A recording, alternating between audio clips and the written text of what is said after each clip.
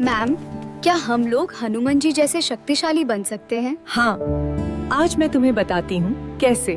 आइए देखते हैं हनुमान जी जैसा शक्तिशाली कैसे बन सकते हैं। इसके लिए हमें हनुमान जी को जानना होगा, उन्हें समझना होगा, उन्हें महसूस करना होगा। आओ हनुमान जी को समझते हैं।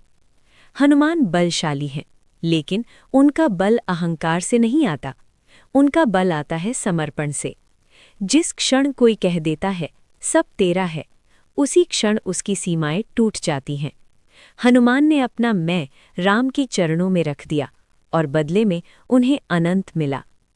रामचरितमानस में तुलसीदास जी कहते हैं, सेवक सेवक भाव बिनु भव न तरिय उर्गारी।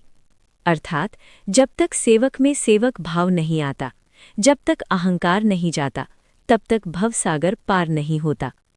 हनुमान का पूरा जीवन इसी सेवक भाव की जीवंत तस्वीर है।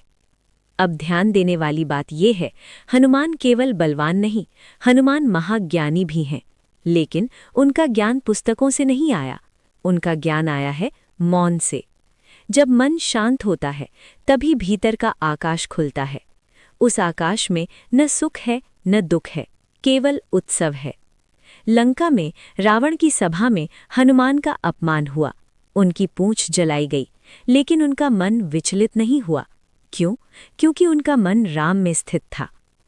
रामचरितमानस की प्रसिद्ध पंक्ति है, राम काजु कीन्हे बिनु मोहि कहाँ विश्राम।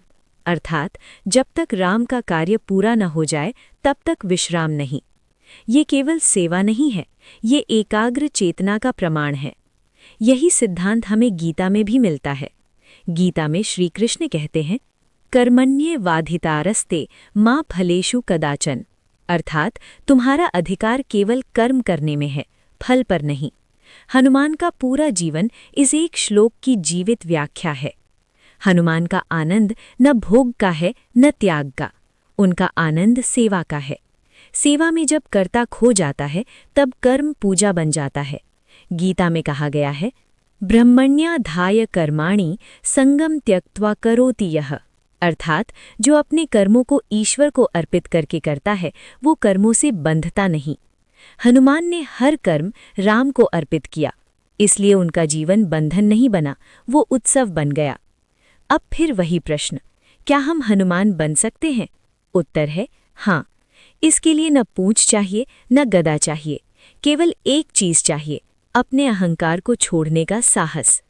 जिस दिन कोई कह देता है मैं नहीं हूं, केवल प्रेम है, उसी दिन हनुमान का जन्म उसके भीतर हो जाता है। हनुमान हमें ये नहीं सिखाते कि शक्तिशाली कैसे बने, हनुमान हमें ये सिखाते हैं कि खाली कैसे हों। और जब मन खाली होता है तभी ईश्वर उसे भरता है। याद रखना, जहाँ हनुमान है वहाँ जीवन बोझ नहीं होता, वहाँ जीवन एक नृत्य होता है, एक उत्सव होता है। जय श्री राम, जय हनुमान। अगर आपको ये वीडियो पसंद आया हो तो लाइक जरूर करें, चैनल को सब्सक्राइब करें और बेल आइकन दबाना बिल्कुल न भूलें।